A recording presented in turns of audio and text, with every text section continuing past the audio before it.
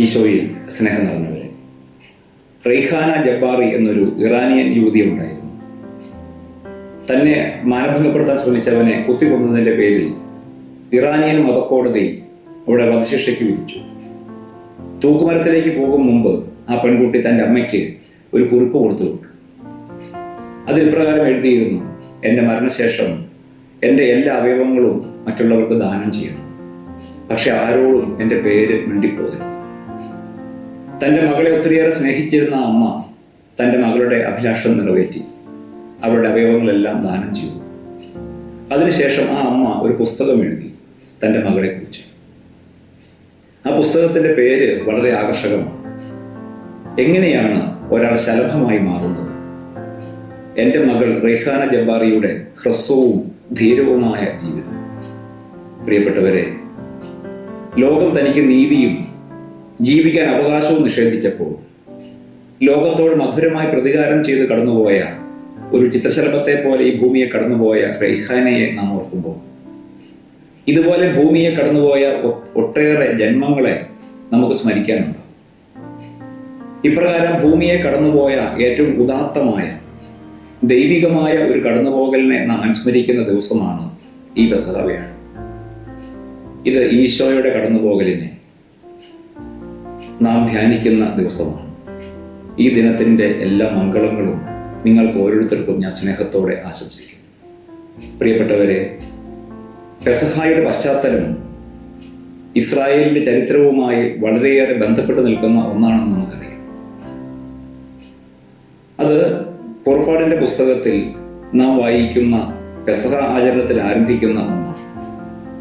ഈ പെസഹായ്ക്ക് ഒരു പശ്ചാത്തലമുണ്ടെന്ന് നമുക്കറിയാം. അത് യാക്കോബിൻ്റെ മക്കളുടെ ചരിത്രമാണ്, ജോസഫിൻ്റെ ചരിത്രമാണ്. ഉൽപ്പത്തി പുസ്തകം 46-ാം അധ്യായം മുതൽ പുറപ്പാടിൻ്റെ ആദ്യ അധ്യായങ്ങൾ വരെ നാം കാണുന്നത് ജോസഫിൻ്റെ, യാക്കോബിൻ്റെ മക്കളുടെ ചരിത്രമാണ്. ഈജിപ്തിലേക്ക് വിരുന്നുകാരായി വന്ന ഒരു ജനതയായിരുന്നു അവർ, ഫറവോയുടെ അതിഥികൾ.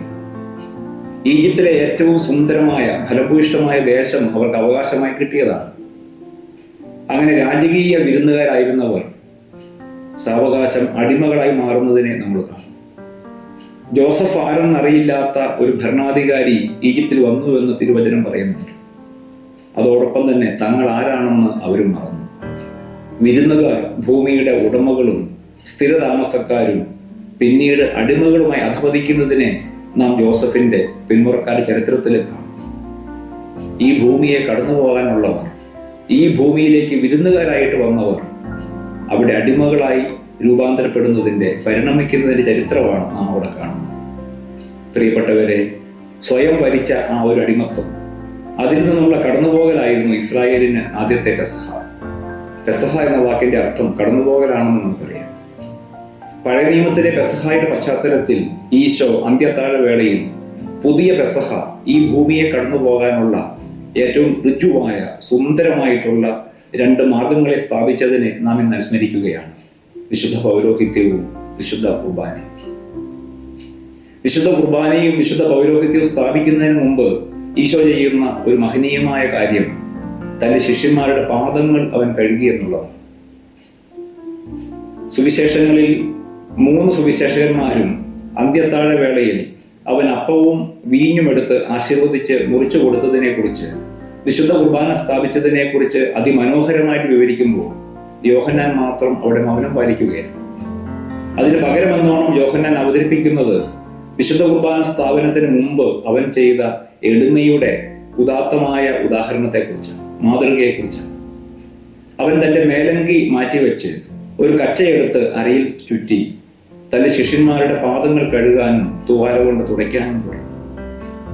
അധികാരത്തിൻ്റെ, മേധാവിത്വത്തിൻ്റെ മേലങ്കികളെ മാറ്റിവെച്ചുകൊണ്ട് അന്യരുടെ പാദങ്ങളോളം കുനിയാനുള്ള മനസ്സ്, എളിമ, അനുരഞ്ജനപ്പെടാനുള്ള ഹൃദയമില്ലെങ്കിൽ നമുക്ക് ആർക്കും ഈ ഭൂമിയെ ഒരു സ്തോത്രഗീതം പാടി കടന്നു പോകാനാവില്ലെന്ന് ക്രിസ്തുവിൻ്റെ മാതൃക നമ്മെ ഓർമ്മിപ്പിക്കുന്നു.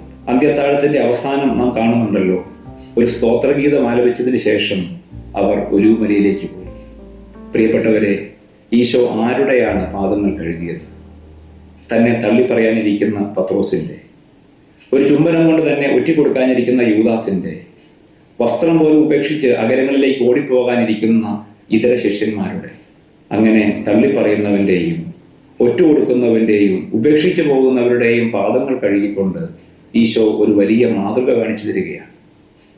ഇതിലൂടെ ഈശോ നമുക്ക് തരുന്ന ഒരു വലിയ പാഠമുണ്ട്. എപ്രകാരമാണ് ഈ ഭൂമിയുടെ കെട്ടുപാടുകളിൽപ്പെട്ട് ഉഴലാതെ എങ്ങനെ ഈ ഭൂമിയെ സാന്ദ്രമായി കടന്നു. ഉൽപ്പത്തി പുസ്തകം 16-ാം അധ്യായത്തിൽ നാം ഹാഗാറിനെ കണ്ടുമുട്ടുന്നു.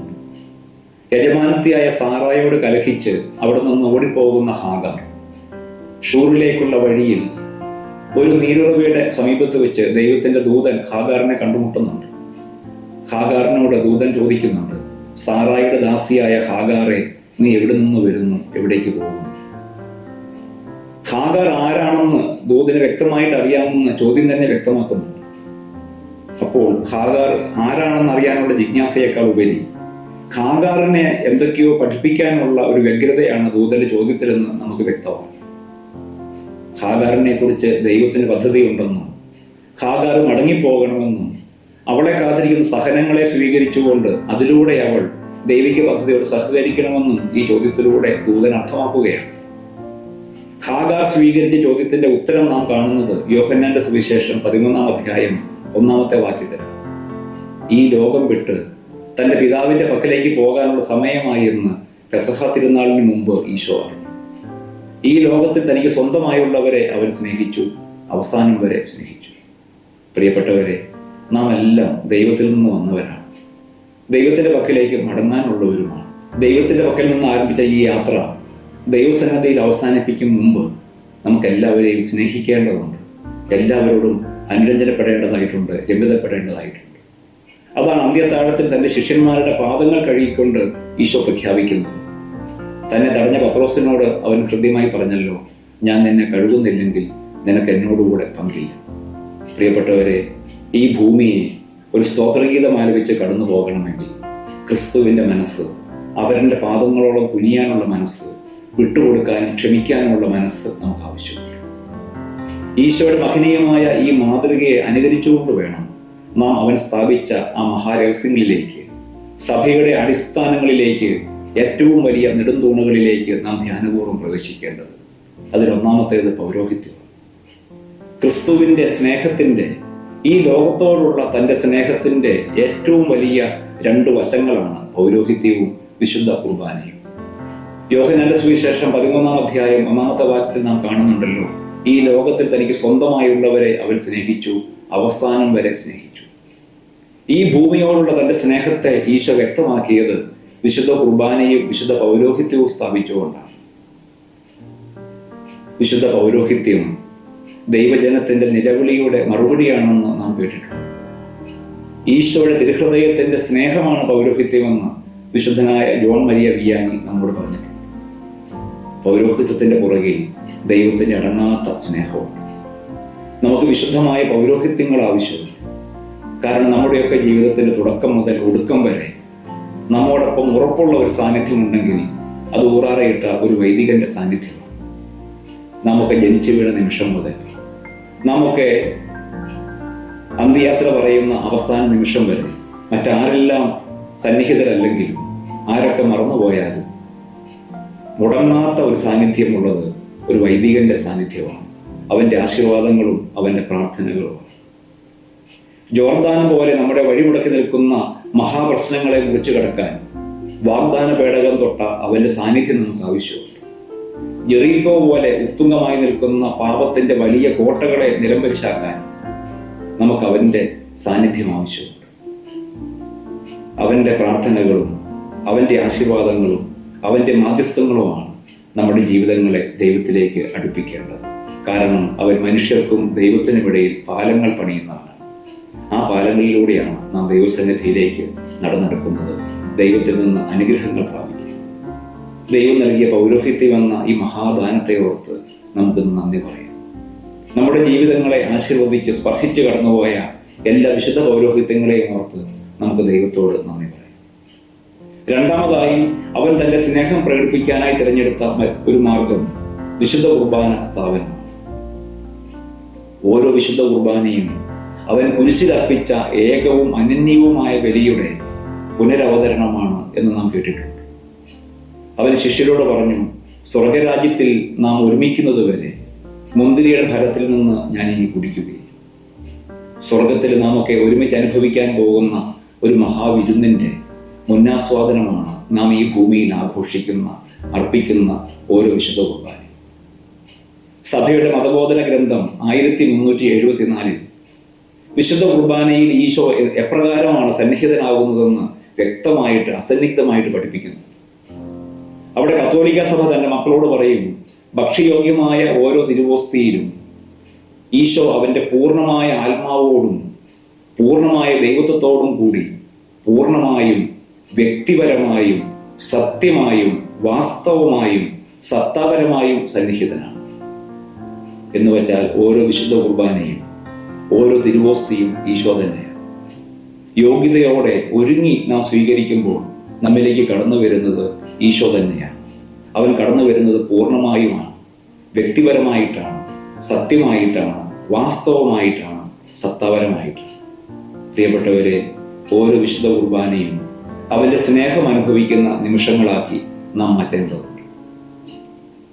ഇപ്രകാരം വിശുദ്ധമായ പൗരോഹിത്യത്തെയും വിശുദ്ധ കുർബാനയെയും ആശ്രയിച്ചുകൊണ്ട് ഈ ഭൂമിയെ കടന്നു പോകാനായിട്ട് വിളിക്കപ്പെട്ടവരാണ് നാം. വിശുദ്ധ കുർബാനയാണ് ഈ യാത്രയിലെ പൊതിച്ചോറ്, തിരുപ്പാഥയം. അത് നമുക്ക് വേണ്ടി പാകപ്പെടുത്തുന്നവരാണ് വിശുദ്ധരായ പുരോഹിതന്മാർ. അപ്പോൾ ഈ ഭൂമിയെ ഒരു സ്തോത്രഗീതം ആലപിച്ചുകൊണ്ട് കടന്നു പോകണമെങ്കിൽ വിശുദ്ധ കുർബാനയെ, വിശുദ്ധ പൗരോഹിത്യത്തെ നമുക്ക് ആവശ്യമുണ്ട്. ഈ പെസഹ വ്യാഴാഴ്ച ഈശോ സ്ഥാപിച്ച ഈ മഹാകൂദാശകളെ ഓർത്ത് നമുക്ക് ദൈവത്തോട് നന്ദി പറയാം.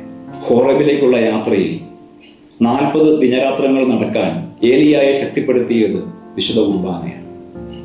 എമ്മാവുസിലേക്ക് ദുഃഖിതരായിട്ട് നിരാശരായിട്ട് പോയ ശിഷ്യന്മാർക്ക് ഹൃദയം ജ്വലിക്കുന്ന അവസരമായി മാറിയത് മിശിഹ പങ്കുവച്ച വചനങ്ങളാണ്. പ്രിയപ്പെട്ടവരെ, ഈ ഭൂമിയെ കടന്നു പോകാൻ വിളിക്കപ്പെട്ടവരാണ് നമ്മൾ ആരും ഈ ഭൂമിയിൽ സ്ഥിരവാസത്തിന് വന്നവരല്ല. നമ്മളൊക്കെ ഒരു സഞ്ചാരികളാണ്. ഒരു സത്രം പോലെ ഈ ഭൂമിയെ കടന്നു പോകാൻ നമുക്ക് പൗരോഹിത്യവും വിശുദ്ധ കുർബാനയും കാലുകഴുകുന്ന എളിമയുടെ മനോഭാവങ്ങളും ആവശ്യമുണ്ട്. വിശുദ്ധ കുർബാനയെ വിശ്വസിച്ചുകൊണ്ട്, പൗരോഹിത്യത്തെ സ്നേഹിച്ചുകൊണ്ട്, എളിമയുടെ പാഠങ്ങൾ അഭ്യസിച്ചുകൊണ്ട് ഈ ഭൂമിയെ കടന്നു പോകാൻ, നമ്മുടെ ജീവിതങ്ങൾ മറ്റുള്ളവരുടെ മുറിവുണക്കുന്ന ഔഷധങ്ങളാക്കി മാറ്റാനുള്ള കൃപയ്ക്ക് വേണ്ടി ഈ ദിനം നമുക്ക് പ്രാർത്ഥിക്കാം. ഈശോ നമ്മെ സമൃദ്ധമായിട്ട് അനുഗ്രഹിക്കട്ടെ.